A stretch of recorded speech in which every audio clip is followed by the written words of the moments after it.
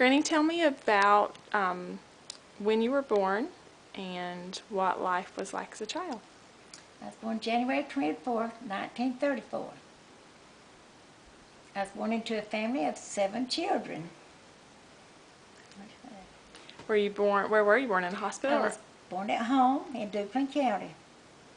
And tell me about your parents and when you lost your dad and how you all had to work to get through. Well, we always farmed. Daddy farmed, and then we moved down to Verona in a house, and we were farming down there.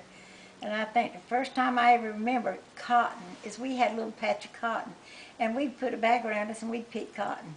But there's where he passed away. He passed away at the hospital. It's New Hanover now, but at that time it was old James Walker, and there's where he passed away. And then after he passed away is when we moved back down to Duplin County.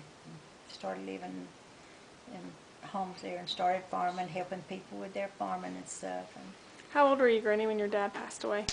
I was about 7 years old when he passed away. What did he die from? He died from, I think they said one of his intestines had a leak in it, and he took gangrene and passed away. But I can remember going to see him in the hospital. It's really, I can remember it real good. At that time, my baby brother was only about just a few months old. He was just little. He was still nursing Mama at that time. And she'd had to nurse him and then go work and come back and nurse him. So. Oh, wow. This is great. This is what happens when Granny gets tickled. Okay, Aaron. Tell us about what life was like before electricity. Well, it was pretty neat, we thought, because we didn't know dark. nothing different. It was pretty dark, Eric.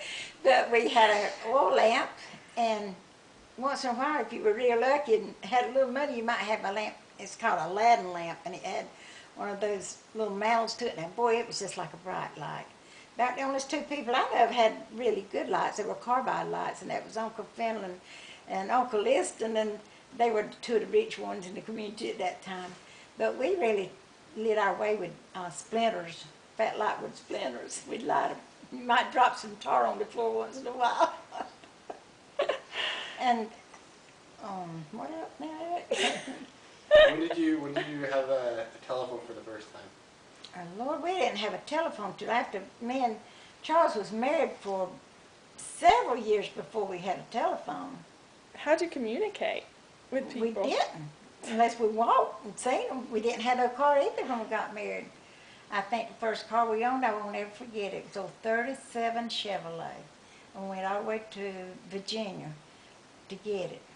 And Charles's uncle took us, and we drove the old 37 Chevrolet back home. Do you remember how much it cost? I really don't, but it couldn't have been much because we didn't have much money.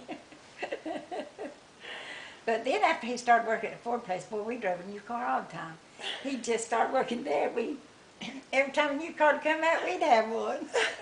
He's going to show one of the boys what it would do one time coming home, and he stepped on it and blew the motor right up. Brand new car. So what they did, him and some of the boys, they took it down there to Sandra Sales where it was working one night, and they rebuilt it real.